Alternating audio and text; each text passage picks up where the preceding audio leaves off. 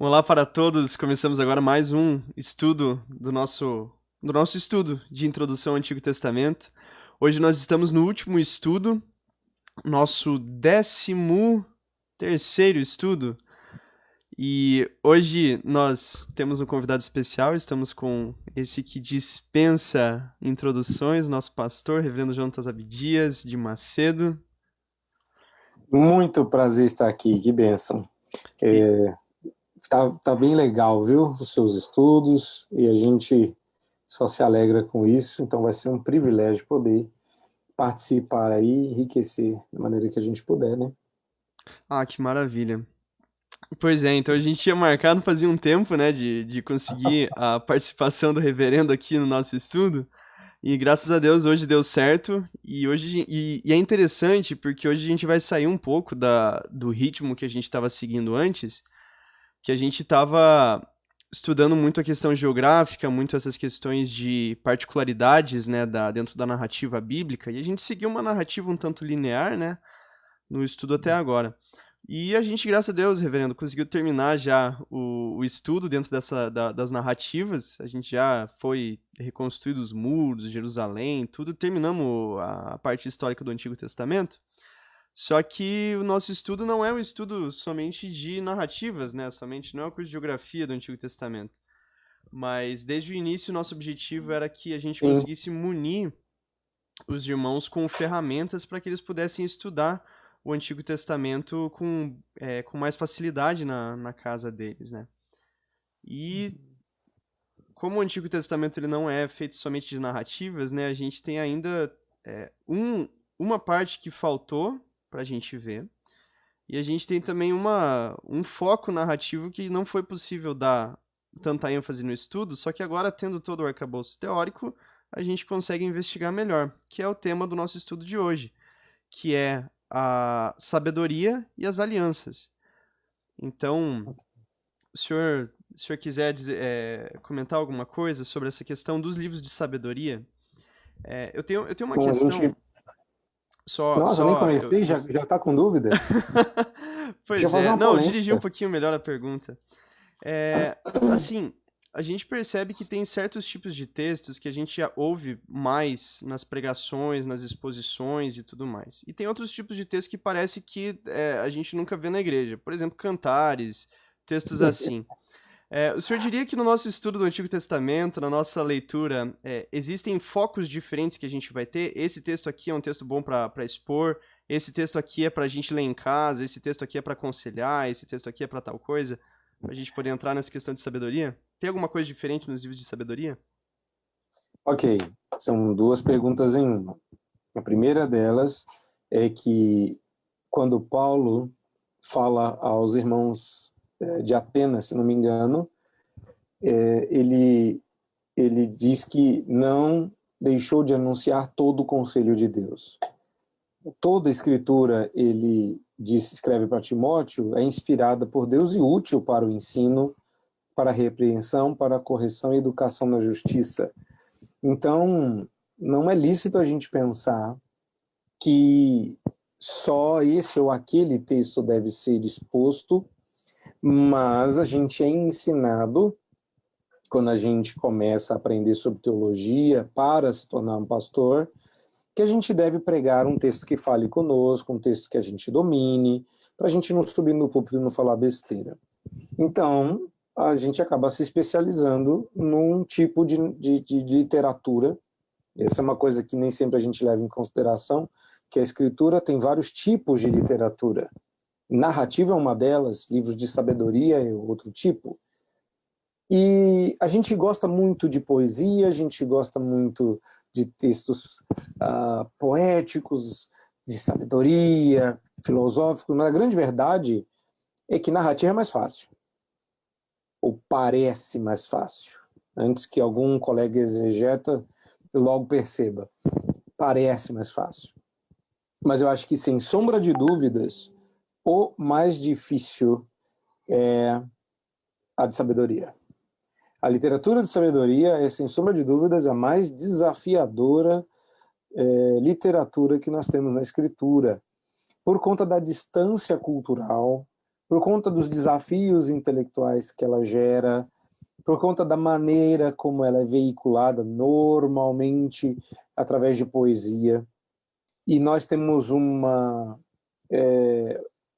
herança filosófica muito sem graça, muito cinza, muito sem beleza.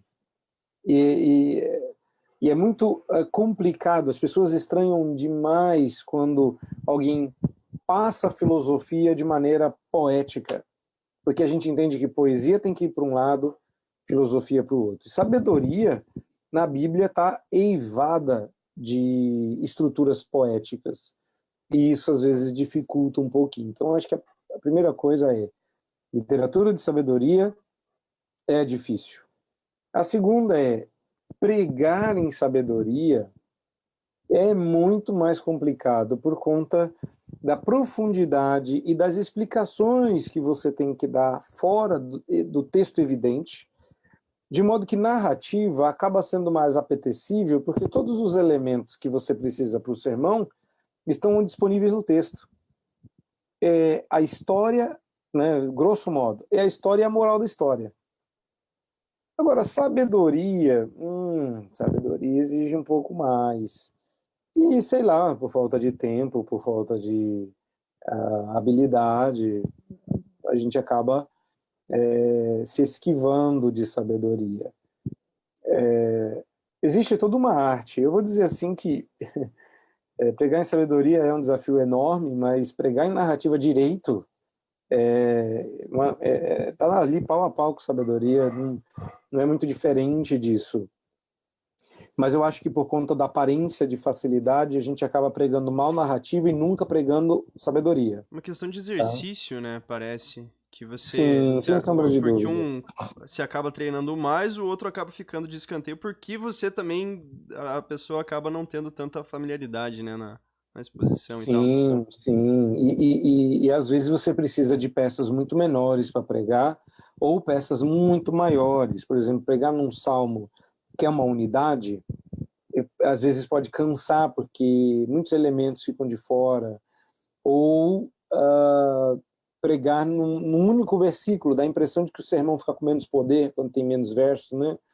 Então, eu acho que todas essas dificuldades formam uma curiosa rede de coisas que acaba desmotivando a maioria de nós, mas eu não me fiaria nisso. Nossa igreja, nossa congregação vai entrar numa fase bastante desafiadora, porque a gente acabou as narrativas e vai entrar num tipo de texto chamado profético. Então, é outro tipo de texto que a gente acha que sabe pregar. Mas hoje o assunto é sabedoria.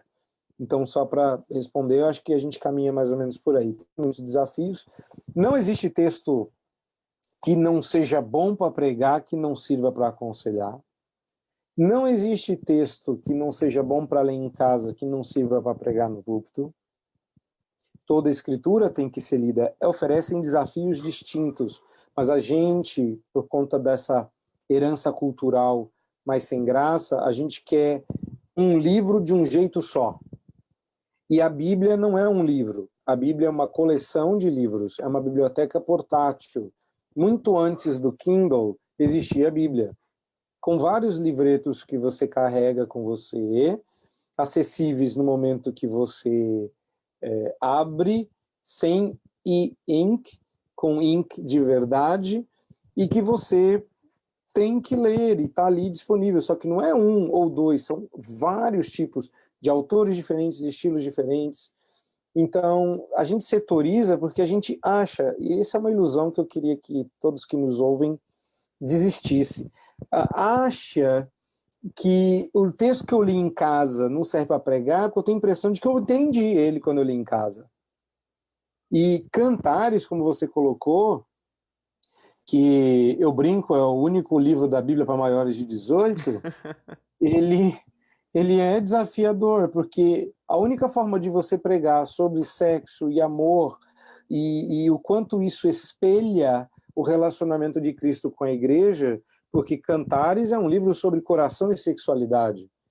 Então, eu prefiro falar só sobre o coração. Então é melhor você espiritualizar a coisa. É melhor você falar que não, não, calma, isso aqui não está falando de nada sexual. Isso aqui é sobre Cristo e a Sobre Cristo e igreja, a igreja. não é? Isso fica mais fácil, porque eu fujo dos desafios que seria ter que tratar de um assunto tão desconcertante publicamente.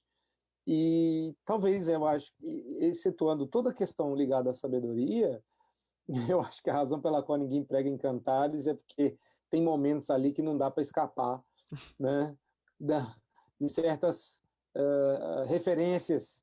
Então, É isso que a acho que maioria do pessoal já tira a Cantares. criança do culto, né? Então. É verdade.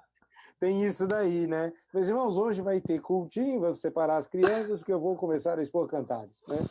Então, essa é uma boa razão para. Eu nunca tinha pensado nessa vantagem do culto separado Não, das mas não crianças. serviu também, né? Porque o pessoal separa, mas não. Não prega em Também, Cantares. também não prega. É, Pois é, temos. Heavy, os livros de sabedoria, classicamente a gente conhece, seriam Jó, Salmos, Provérbios, Eclesiastes e Cantares, correto? Essa lista. Eu acho que sim e não. Eu entendo que dentro da categoria de poéticos você tem os de sabedoria. É que a coisa sempre caminha muito próxima uma da outra, né? Eu não sei se provérbios perdão, se salmos e cantares acaba entrando na categoria de sabedoria. Eu sempre tive essa tendência de dividir em poéticos, que é uma categoria maior, e então de sabedoria, onde eu colocaria Jó, Provérbios e Eclesiastes.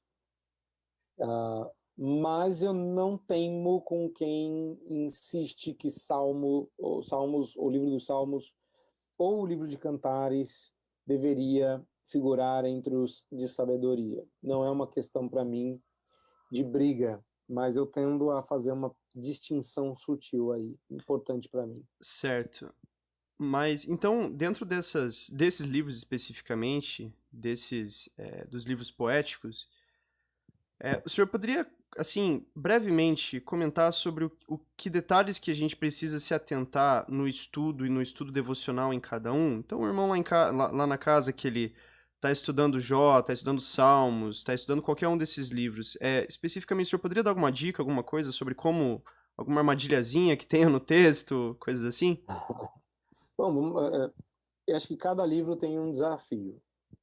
Se você pensar em Jó, Jó é um livro de sabedoria, mas escrito em forma de narrativa com trechos enormes de discurso direto.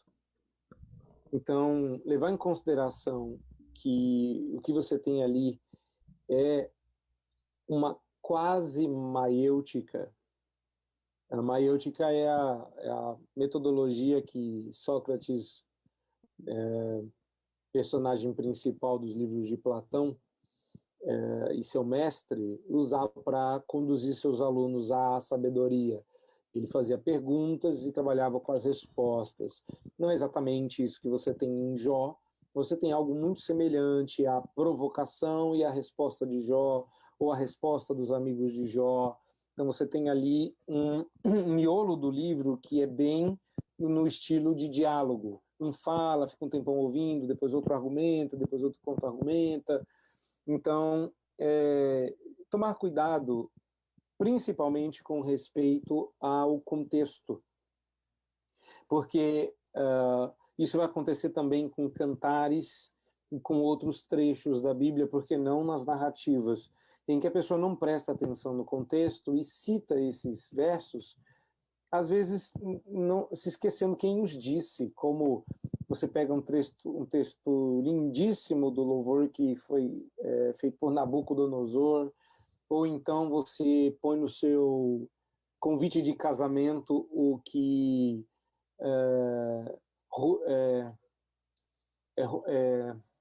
Ruth disse para Noemi, né? Onde tu fores irei eu, né? Aham. E aí a pessoa põe no no convite de casamento, é umas coisas que não pode, né?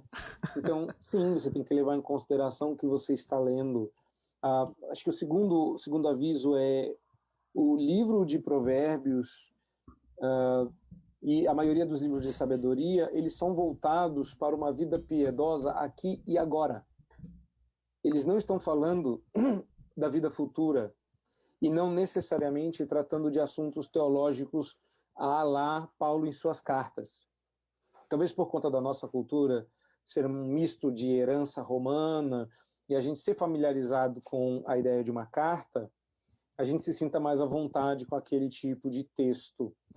Mas tomar cuidado que, por exemplo, o que está escrito em Provérbios não é uma promessa, entendeu? Não é que está escrito na Bíblia e a pessoa lê lá algumas coisas e acha que certos provérbios são uma promessa, entendeu? Ensina a criança no caminho em que ela deve andar.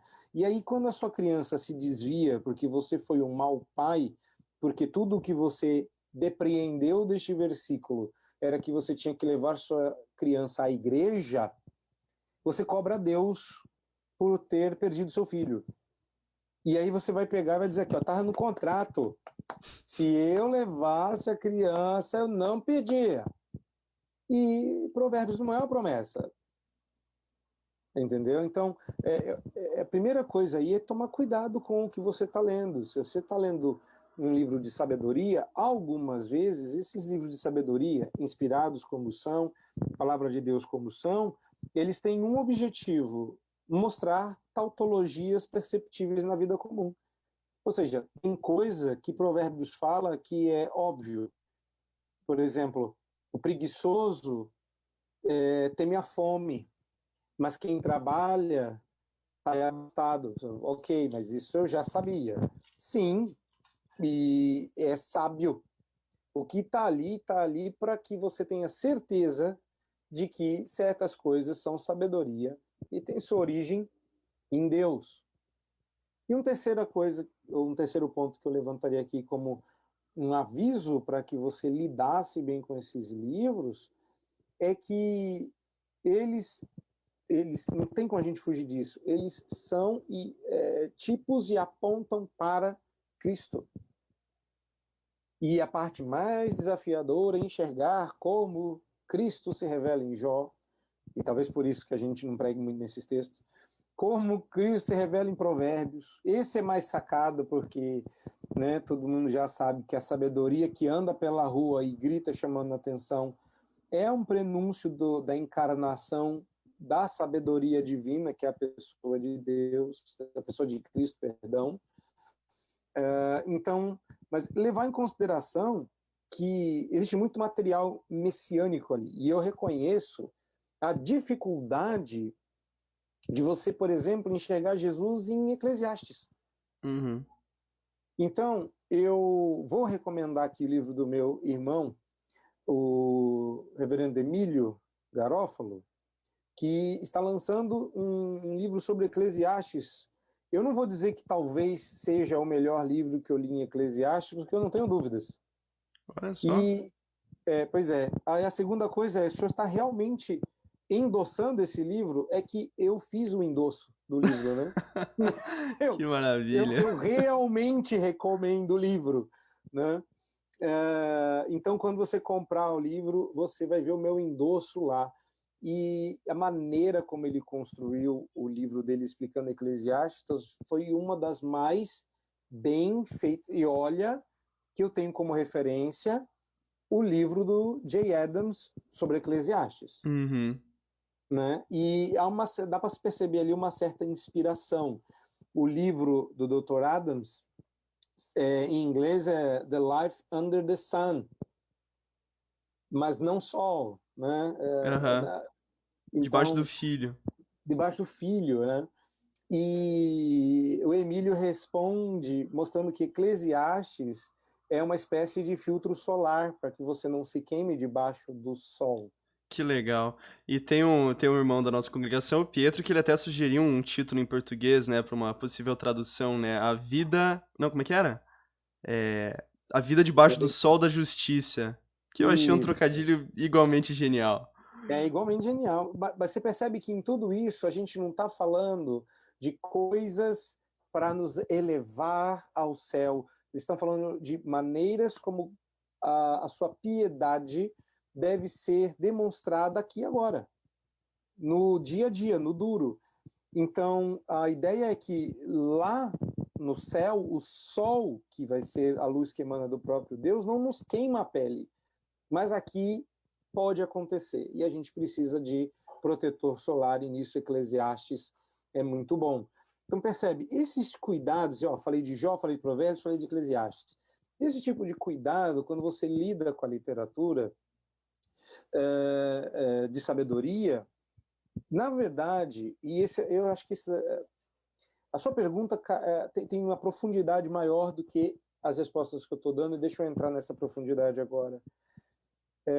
Um dos maiores erros da gente não abordar sabedoria, principalmente no púlpito, causa um efeito terrível, degradador na igreja. A gente sabe muita teologia, mas não sabe pôr ela em prática. A gente sabe muito sobre o céu, mas não sabe viver aqui. E Deus foi tão bom, e essa é a parte que mais me comove. E Deus, em sua infinita sabedoria, não nos deixou sós, não nos deixou para descobrir como ele ensinou. É um manual passo a passo. E a literatura de sabedoria é isso. Quer saber como viver a sua vida cristã hoje? Leia os livros de sabedoria, mas não, a gente quer saber sobre quantos anjos cabem na cabeça de um alfinete.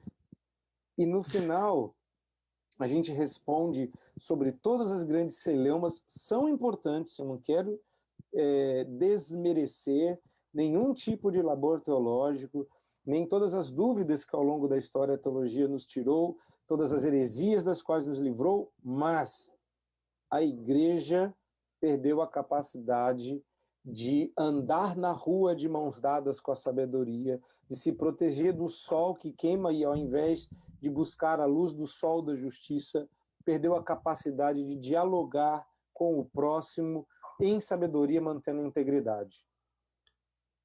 E isso Jó, Provérbios e Eclesiastes dariam. E ainda dentro desse tema, dentro desses 3 livros, eu acho uma coisa que, pelo menos pra mim, é uma característica quando eu leio, é como é diferente a sabedoria que a gente encontra aqui daquilo que a gente geralmente ouve por aí. Seja questão de justiça social, questão de sabedoria que a gente ouve na rua, da tia que fala um provérbio lá, alguma coisa que não um provérbio bíblico, né, mas algum dito popular, né? E como há essa diferença e como muitas vezes a gente lendo coisas, especialmente em provérbios, pra mim é o que mais salta aos olhos, né? Tem muitas coisas que parecem, não, mas a sabedoria não é desse jeito, não, sabe? Só que a gente consegue apontar a bússola pro lado certo, né? Eu aprendi há muitos anos atrás com um presbítero que eu pastoreei, que a gente tem que usar a Bíblia para redimir os ditados populares, né? Então, ao invés de você repetir o ditado popular do jeito como ele é dito, quando ele está errado, você redime, você transforma, você muda, né? Para ele dizer o que a Escritura diz. O pessoal, num primeiro momento, ri, depois eles percebem que o ditado estava errado. E alguns ditados estão realmente certos, não é? Mas eu acho que falta a gente a base, a referência. A referência, às vezes, é o ditado popular. Uhum. A gente duvida que a sabedoria das escrituras, porque a sabedoria da avó tá ali, né? Tá A ali. sabedoria da tataravó construiu o patrimônio que a gente usufrui, né? Eu tenho um exemplo Ou não, prático né? Ou aqui. a pobreza que a gente usufrui, ou as dívidas que a gente herda. Então, a gente vê porque está muito, pela nossa miopia espiritual, está muito próximo. E a gente duvida do que está distante, não porque o que está distante está errado, mas porque a gente é cego. Nossos olhos não alcançam tão longe. E essa é a beleza da coisa. Tem que ser pela fé. Se não Exatamente. for pela fé, você não vai aceitar. Eu tenho um exemplo aqui Tá em Provérbios 24, 19 e 20, que eu acho que já vai conseguir fazer uma ponte para chegar em Salmos. Eu não sei se era o próximo livro que o senhor queria comentar, mas olha que Aqui na ponta, interessante. vamos lá. Provérbios 24, 19 e 20. Vamos ver se isso configura, parece geralmente com a figura de realidade que a gente tem.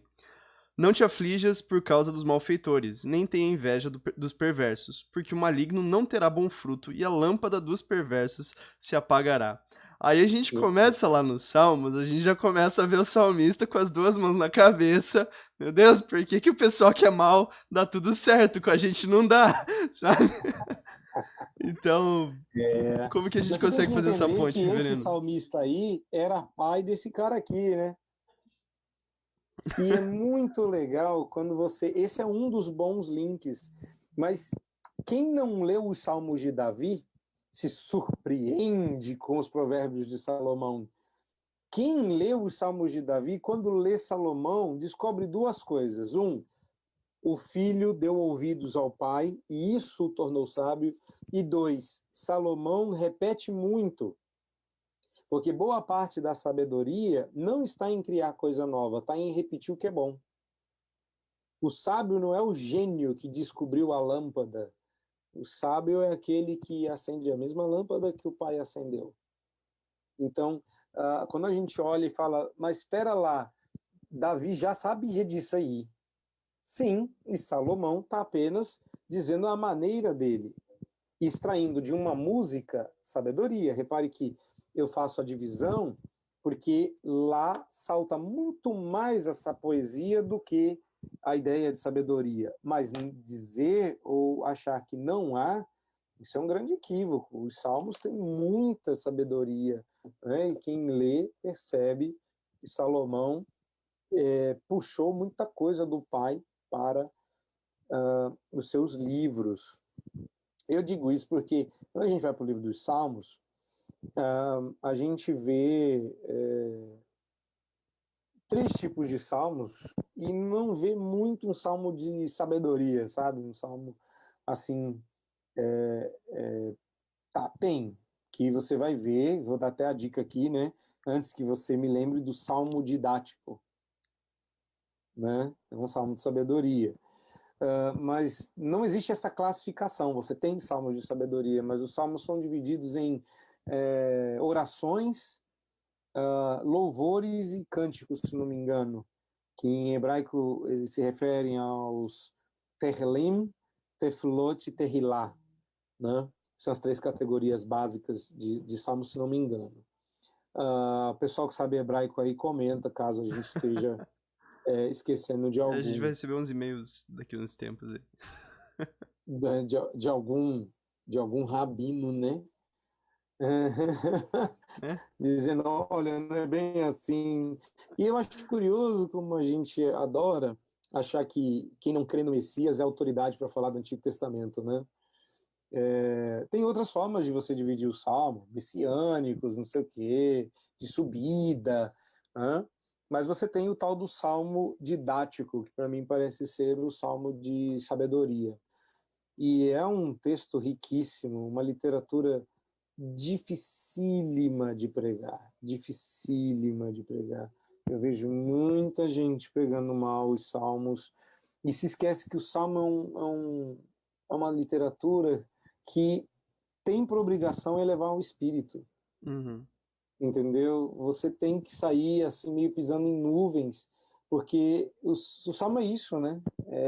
É pavimentar um caminho que leva o pecador à presença de Deus, em louvores, em confissão, em reconhecimento, busca por ajuda, porque é isso, né? É o homem respondendo a Deus. Você não tem Deus falando? Tem, obviamente, mas repare que a mecânica do O livro dos foco é Salmos diferente, né? e é por isso que talvez a gente se sinta mais à vontade com o livro dos Salmos. Né? Primeiro que ele Uhum. fica no meio da Bíblia, então a gente sempre abre qualquer livro mais ou menos no meio e já bate em Salmos. Não é? Estratégico, né? Não, o pessoal acha que isso é miraculoso, né? A pessoa abre e fala, nossa, exatamente o que eu Um estou sentindo. salmo, Não, né? Olha só. o salmo é exatamente o que você está sentindo, e a probabilidade de se abrir em um que diga a respeito do que você está passando é muito alta, porque ele está sempre cantando alguma afeição da alma. Né? Uhum. Então, essa resposta do homem a Deus, até nisso Deus é bom, guiando a maneira como a gente deve falar com Deus, guiando a maneira como a gente tem que responder à revelação, guiando a maneira como a gente tem que cantar, como a gente tem que orar, como a gente tem que devolver a Deus, de qualquer forma. E como a gente precisa de muita coisa, porque a alma passa por muitas aflições, então Deus deu uma multiplicidade de salmos. Eu não sou o maior especialista em salmo, mas que eu me lembre, é mais ou menos isso aí. Pastor, o que que o senhor dá de dica para oração de salmos e o que fazer quando eu chegar no salmo que diz: Feliz aquele que pegar os teus filhos e atirá-los contra a pedra? Como é que eu lido com essas questões na minha vida devocional? Boa. A primeira coisa é que vocês não vão gostar muito de ouvir isso, não. Essa é uma excelente pergunta, mas ela é difícil de responder. A primeira coisa é, eu vou pedir para você parar de ter uma devocional ingênua. Porque se você entende o contexto desse salmo e você não tem como entender isso lendo só o salmo, você precisa estudar um pouco sobre o salmo. A gente tem uma ideia errada de devocional. A gente acha que devocional é ler a Bíblia e ficar meditando nas palavras. É como se você se impressionasse com um diálogo de Shakespeare e saísse flutuando e dizendo, entendi, e fica olhando. Essa é a nossa ideia de meditação, né? Né? E não é nada disso. Porque quando você para com um texto como esse, e você sabe que o contexto desse salmo é de um homem que viu coisas horríveis como essas acontecerem com o seu povo, mas que ele está pedindo que Deus tome paga, que julgue os seus algozes e faça com eles justiça. E aí ele cita algumas coisas de mal que foram feitas com ele para dizer, olha, a paga não seria gostosa. Se alguém fizesse com vocês o que vocês fizeram conosco, vocês sentiriam a nossa dor e entenderiam o nosso lamento.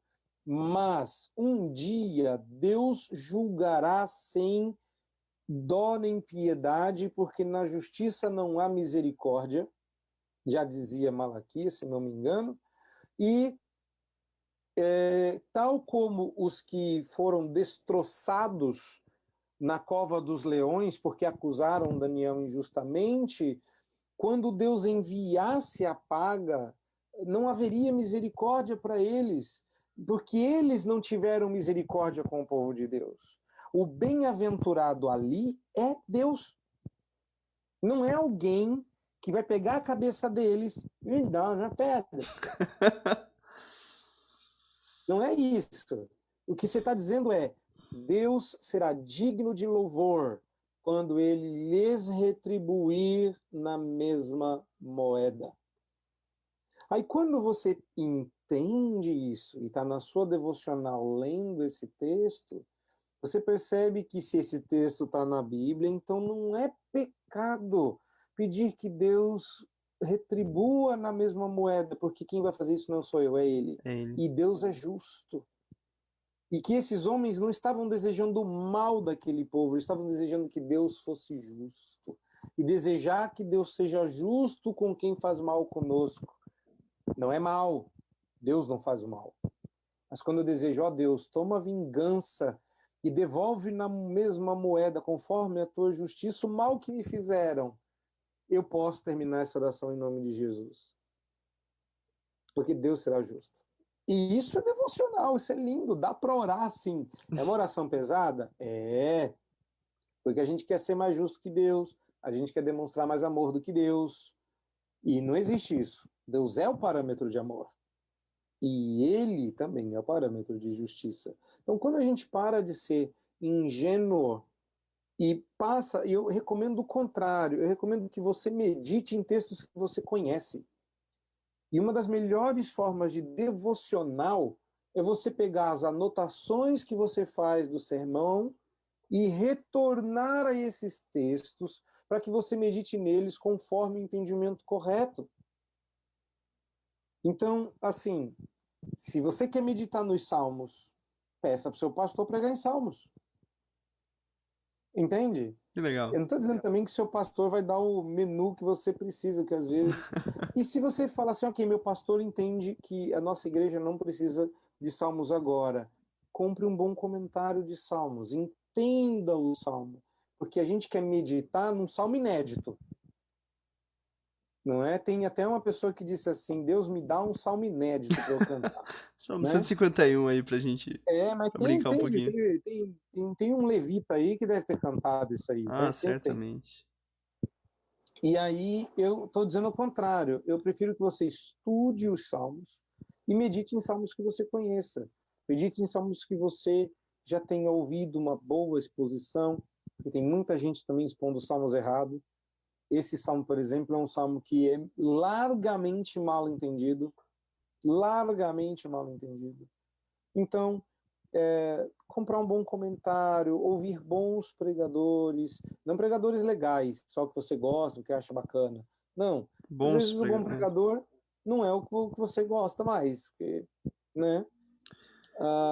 Eu acho Mas quando que você entende o salmo, dá para meditar em qualquer um deles. Eu acho que especialmente nesses salmos imprecatórios, né, que é o termo que a gente usa para falar esses salmos mais violentos, né, com esse desejo e anseio por justiça, eu acho que tem outros dois aspectos que a gente pode perceber também, que pelo menos para mim mudou bastante minha visão dos salmos quando eu entendi isso.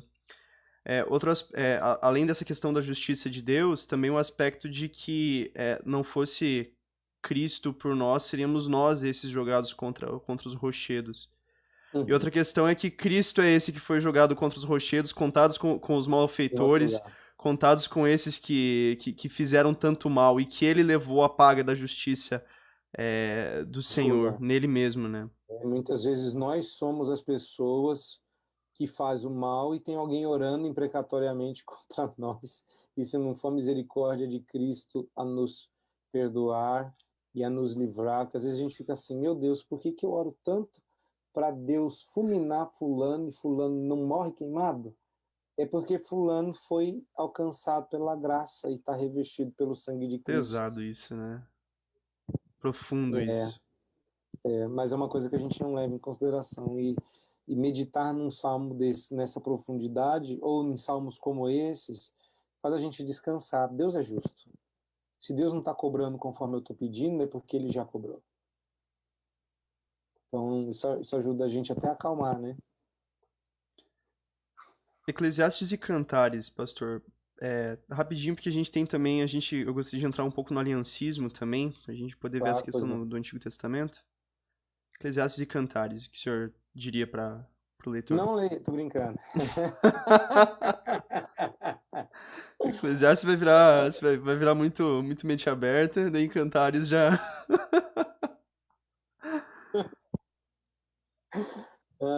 Eu diria assim, leia Cantares quando você estiver casado. Um excelente livro que expõe Cantares de uma maneira muito bonita, muito respeitosa, mas que parece levar em consideração os dois lados, tanto a analogia do casamento cumprida em Cristo e a Igreja, quanto o análogo, que é a relação sexual do homem com a mulher, intimidade sexual no casamento da cultura cristã, de William Cutler e Susan Hunt. É um livro muito legal. Não é exatamente uma exposição, mas todo o texto de Cantares que eles abordam muito bem, no meu entender. E antes de mim, no entender dos editores da cultura cristã. Então, é um outro livro que eu recomendo para o pessoal adquirir, caso queira entender melhor Cantares, nem sempre espiritualizando a coisa. Tá? Mas, de novo, esse é um livro que eu passo para aconselhamento pré-nupcial. Eu acho que um homem solteiro ou uma mulher solteira não precisa fazer sua devocional em Cantares, né? Acho melhor fazer uma devocional, se você é solteiro, faça a sua devocional em Daniel, que é eunuco, ok? Boa dica. Agora, se você é casado, Eu acho que uma vez por ano você precisa ler Cantares, tá? E sobre Eclesiastes, eu ficaria aí com a indicação que eu dei, e a ideia de que Cantares apenas está te mostrando como a vida sem Deus é fútil e fugaz. E ele quer explorar todas as implicações disso para que você conclua no final do livro que sem Deus a vida não faz sentido. E que isso é cosmovisão pura, né? A ideia é mostrar que nenhum sistema construído pelo homem resiste a um teste da realidade. A realidade é dura, fria, e Eclesiastes, assim, tem momentos que é desesperador. Eu me lembro de quando eu Vaidade estava de lendo o vaidade, livro para tudo é fazer, vaidade, diz o pregador. mas é demais, irmão. Eu me lembro quando eu estava lendo os trechos que o Emílio parafraseia para deixar claro aonde o autor quer chegar com aquele raciocínio, e eu li em voz alta para Marcela, ela falava, para, senão eu vou ficar deprimida. Mas, mas Eclesiastes é para deprimir. Deus não foge da depressão. A depressão é um instrumento de Deus para baixar a nossa bola. Deus não quer sempre que a gente seja alegre. Tem coisas que devem nos deprimir, e uma delas é uma vida sem Deus. Uma delas é uma cosmovisão que não corresponde à minha experiência na realidade. E Eclesiastes é uma salvação, porque quando você está desesperado e percebe um homem que fala de desespero, mas aponta para a esperança, você percebe, isso já foi analisado por muitos autores, que existe o niilista e existe o autor de Eclesiastes. Os dois enxergaram o desespero, mas um viu a porta de saída e o outro não. Uau. Então, essa é a experiência que você tem que ter com Eclesiastes. Show de bola. Reverendo, agora saindo um tanto dessa questão dos livros, a gente estudando um pouco a teologia, tanto do Antigo Testamento, do Novo Testamento, muitos autores, em diversos momentos, eles tentaram achar um elo que unificasse as escrituras, uma coisa que fosse o centro narrativo desde o começo até o final. E alguns autores propõem que isso seja a aliança, que isso seja diversos temas. O senhor crê que exista um tema exatamente? São diversos? Como que é? E o senhor teria alguma coisa para dizer sobre isso? Especificamente no Antigo Testamento, o que unifica tudo? O que junge tudo Tá. numa coleção só? Eu, eu tenho uma certeza que é aplicável ao Antigo Testamento, mas que vale para a Escritura toda. O tema que me parece ser o centro de toda a Escritura é Cristo Jesus, sua pessoa e obra. No Antigo Testamento pré-encarnado, no Novo Testamento encarnado. Então, se a gente tivesse, eu não acho que a gente precise, mas se a gente tivesse que eleger um, eu não pensaria duas vezes, vamos para Jesus. Mas quem estuda o troço, esses caras aqui de cima, diz que não é bem assim não, que não é tão fácil não. Que o mediador, ele é um dos temas predominantes no Antigo Testamento.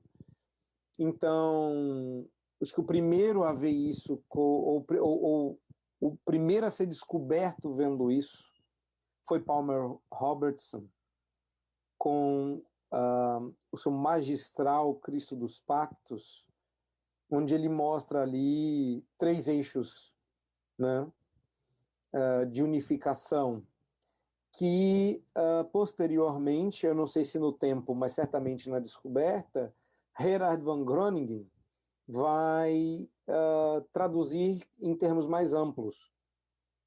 Para o Palmer,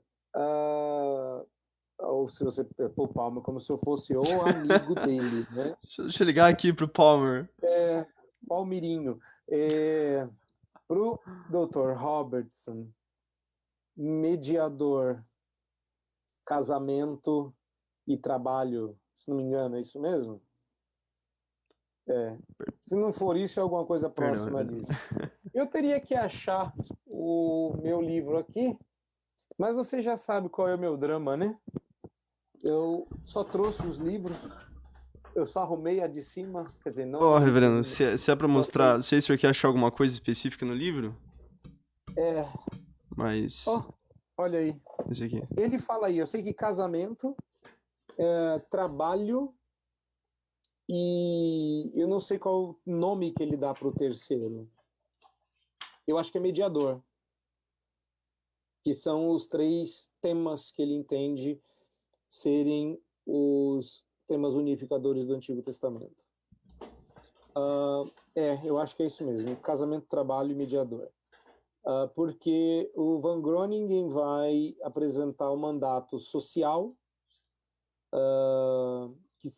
que vai além do casamento e abrange todo tipo de relacionamento interpessoal humano. O mandato cultural, que vai além do trabalho e fala de tudo aquilo que o homem faz na qualidade de imagem de Deus para produzir o cultivo do planeta, que a gente chama de cultura, uma definição que inclusive é dada pelo sobrinho do Van Til, em Calvinismo e Cultura, e o mandato espiritual, que é o nosso relacionamento com Deus, que só é possível através do mediador, do Messias, mas que implica em muito mais, incluindo a salvação, como, por exemplo, a vida de sabedoria que a gente tem que levar aqui e agora. Então, eu não diria que a gente tem um tema, mas vários. Agora, eles não são os únicos que propõem. Você tem Meredith Kline, você tem outros teólogos que fazem teologia bíblica, sugerindo coisas como a palavra de Deus é um tema que unifica o Antigo Testamento. Tem outros que falam, achei um que achei muito legal, que disse que o tema que unifica o Antigo Testamento é terra, é o pertencimento, Olha só. porque Deus cria primeiro a terra, o homem para governar a terra, o povo é expulso da terra, há um drama de retorno à terra, Jesus é enviado à terra e a terra guarda a redenção para sair do cativeiro. Uau. Então, às vezes a gente não. E eu gosto de que a coisa tenha vários eixos e não um só. Por Uhum. que a gente tem que ter um eixo? Por que é um só? Eu digo, se eu for para eleger, for para escolher um, eu já Não escolhi. tem dúvida. Mas existem vários temas que perpassam as escrituras. Acho que o que mais salta os olhos é a aliança. Ah, E o senhor poderia lembrei, explicar um pouquinho melhor essa reino, questão da pacto e aliança? mediador. Lembrei agora, reino, pacto e mediador. Bueno. Lembrei. O Van Groningen vai dizer que é reino, pacto e mediador. E reino é outra coisa que perpassa também. É que é mais difícil de enxergar reino no Gênesis, mas eu lembrei agora, desculpa te interromper, mas eles argumentam bem que tem reino lá. Desculpa, vamos lá. O senhor poderia explicar pra gente um pouquinho melhor sobre essa questão da aliança? Porque nós, especificamente dentro do presbiterianismo, parece ser uma coisa muito cara pra gente, na nossa confissão de fé e tudo mais. O que o senhor teria alguma coisa para comentar sobre? O que é a aliança? Por que ela é importante? Como que a gente vê ela no Antigo Testamento? Bom, difícil é não ver a aliança no Antigo Testamento, vamos combinar, né? É verdade, porque o problema dos não aliancistas é vê-la no Novo. Eles enxergam ela no Antigo. O que eles não enxergam é que só existe uma aliança, que sofreu uma mutação. Tem gente que diz que sofreu mais. A começar pelo dispensacionalista, que vai dizer que cada aliança tinha característica própria. Você tem a proposta do próprio Van Groningen, que existem, na verdade, uma única aliança, que é a aliança da criação, que se torna a aliança da redenção, que na verdade é a redenção da aliança da criação.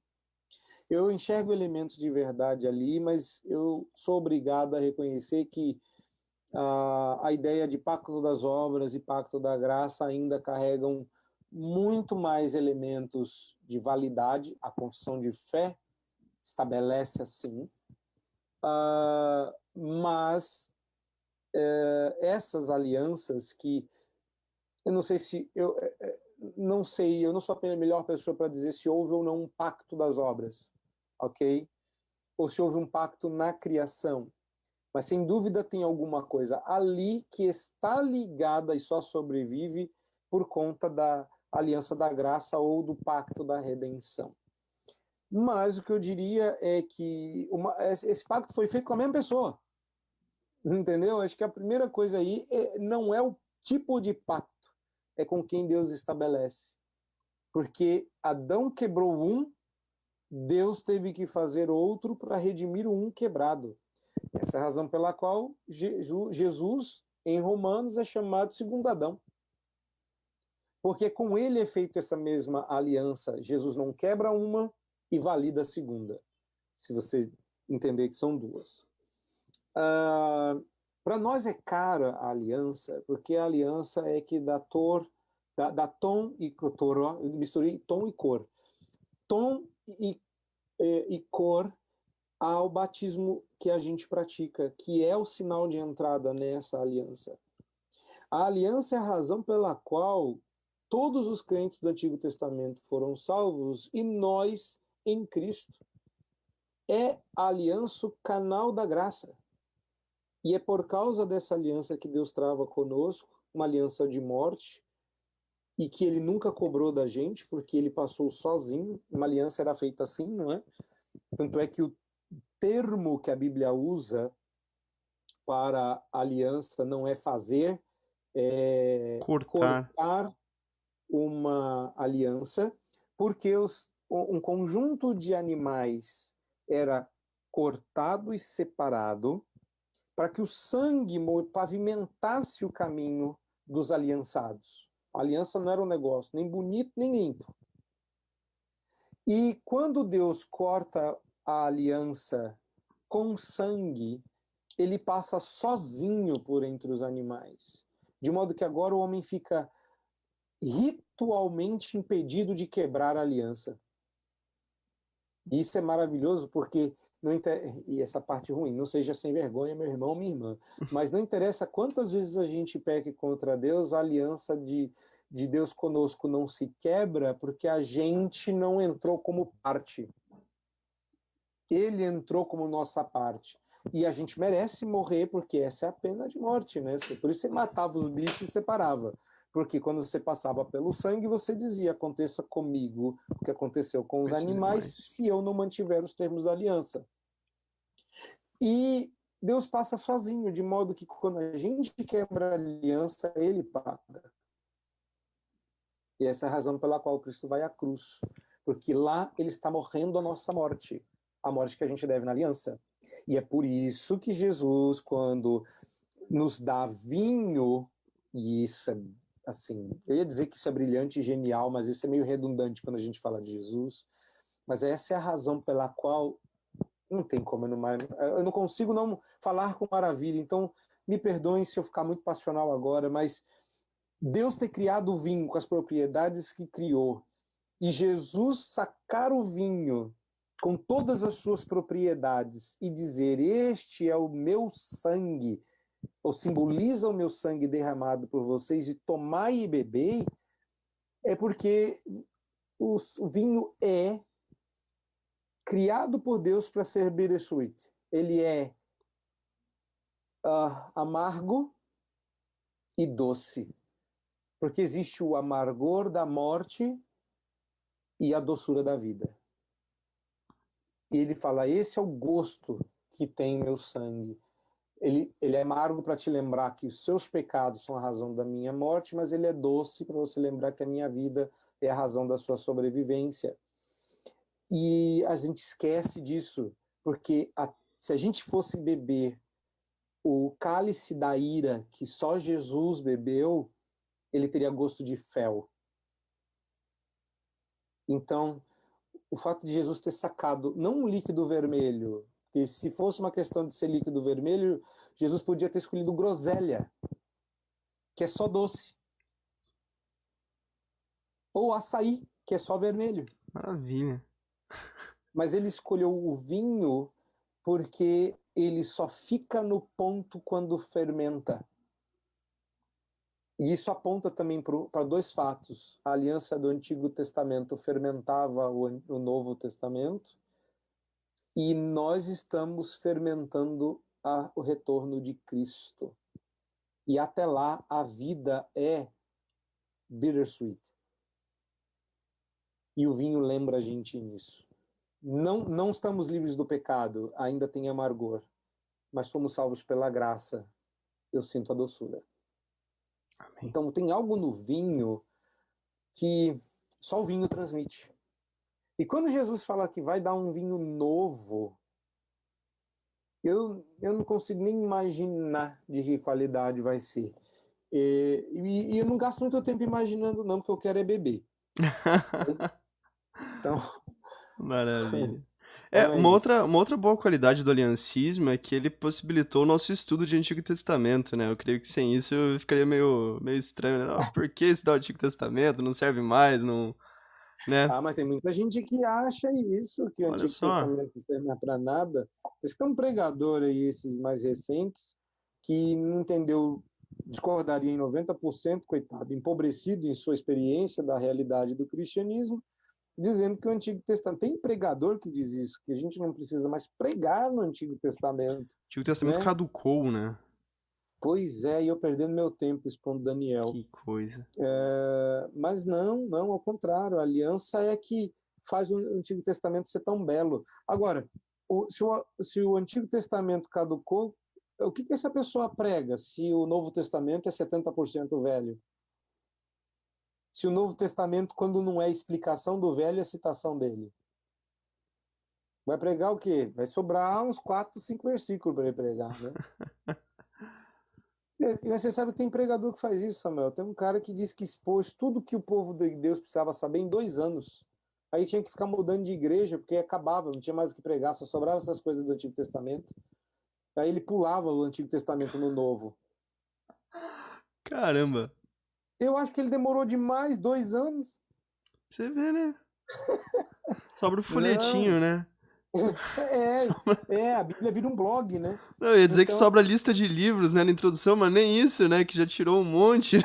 não, ele saiu cortando, ele ficou pior do que Marcião, né? Que cortou os livros lá que ele não achava canônico.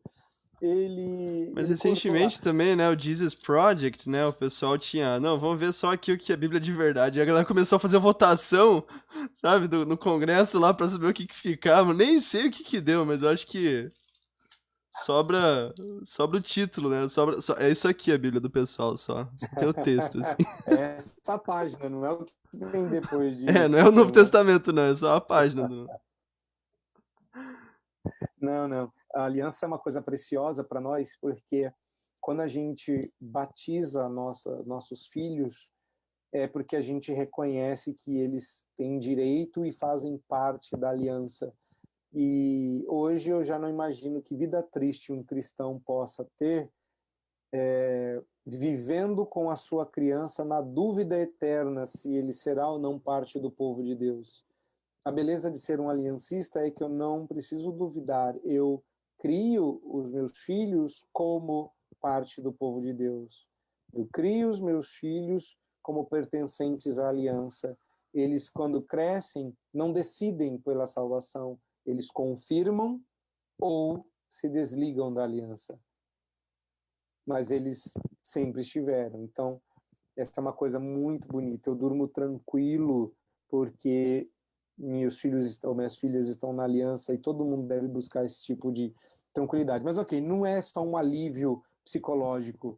A aliança é a realidade da Bíblia. A aliança é a razão pela qual Jesus veio entregar a própria vida. E ele não disse que estabelecia uma nova aliança. Ele disse que ele renovaria a aliança no seu sangue. Até por conta das palavras que ele usou. Então, a aliança é um desses fios condutores que está intimamente ligado à pessoa do Redentor, ao Messias, ao mediador. Então, não tem como a gente supervalorizar a aliança. Não tem como a gente... e não tem como a gente falar da aliança em 15 minutos. Você me Pois é, aperta sem desculpa, me eu coloquei abraçar, né? na. Te coloquei em situação problemática. Mas, reverendo, muito obrigado mesmo pela participação do senhor. A gente está fechando então com chave de ouro o nosso estudo. Foi um grande prazer tê-lo conosco. Que isso, é um E. prazer meu, uma alegria tremenda. E a gente volta outras vezes. Ah, Vamos ter mais certamente. estudos para ter mais fechamentos. Certamente. Não, é que agora é Novo Testamento, próximo estudo, aí dá pra. Aí o pastor chega. Ai, meu Deus. Não, mas irmão, a gente é muito grato pelo seu trabalho, seu ministério, seu esforço, a maneira tão criativa com que você tem trabalhado o Antigo Testamento.